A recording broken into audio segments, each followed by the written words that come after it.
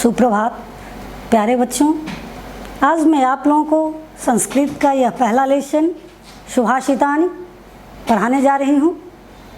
सुभाषित का मतलब होता है अच्छा बोलना, अच्छा सुनना।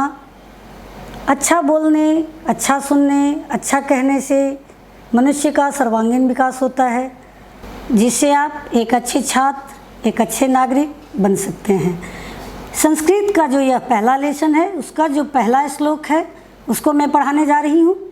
तृणानि भूमिरुदकं वाक् चतुर्थी चासु नृता शतामेतानि गेहेषु नोक्षिद्यन्ते कदाचन।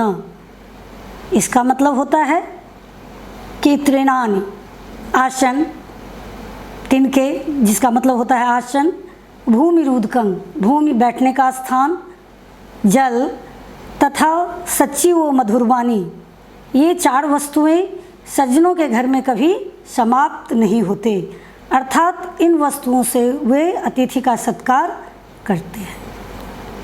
दूसरा जो श्लोक है, पंचेव पूजयन् लोके यशः प्राप्नोति केवलम देवान् पितॄन् मनुष्यांश भिक्षुं तिथि पंचमान। इस मनुष्य श्लोक में देवताओं, पितरों, मनुष्यों, भिक्षुओं तथा अतिथियों, केवल इन पांच के पूजने से ही यश प्राप्त करता है, अर्थात इन पांच के पूजने से ही उनकी यश प्राप्ति होती है।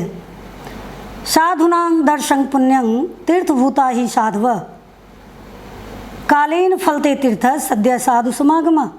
साधुना दर्शनं पुण्यं, साधु का दर्शन पुण्य देता है, फल देता है। तीर्थभूता ही, साधु ही तीर्थ के समान है। कालीन फलते तीर्थ, तीर्थ का फल आपको कुछ समय पश्चात उसका जो है फल मिलेगा, लेकिन साधु का जो समागम है, उनका जो दर्शन है, वो आपको जल्द ही फल देता है, अर्थात उनके दर्शन से ही आपको फल प्राप्त होता है। मत्रिवत परदारेषु परद्रव्यस्य लोष्वत, जो मनुष्य माता के समान पराई स्त्री को देखता है, पराई स्त्री को माता के समान देखता है और पराये धन को मिट्टी के ढेले के समान देखता है और अपने अनुरूप सभी प्राणियों को देखता है, वही पंडित है। आलस्यं ही मनुष्याणां शरीरस्थो महारिपु, मनुष्य के शरीर में रहने वाला आलस्य ही उसका सबसे बड़ा शत्रु है।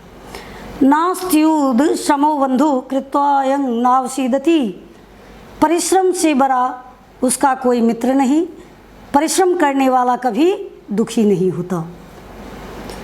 अब मैं ये आगे का छठा श्लोक है, उसको मैं बताने जा रही हूँ, उसका अर्थ बताने जा रही हूँ। यस्य नास्ति स्वयं प्रज्ञा शास्त्रं तस्य करोति किम लोचनाभ्यां विहीनस्य दर्पं किं करिष्यति। जिस मनुष्य के पास स्वयं का विवेक नहीं होता, उसका शास्त्र क्या करेंगे। जैसे नेत्रहीन व्यक्ति के लिए दर्पण व्यर्थ है। उद्यमेन ही सिद्ध्यन्ति कार्याणि न मनोरथे न ही सुप्तस्य सिंहस्य प्रविशन्ति मुखे मृगा। उद्यम यानी मेहनत से ही कार्य पूरे होते हैं, सिर्फ इच्छा करने से नहीं।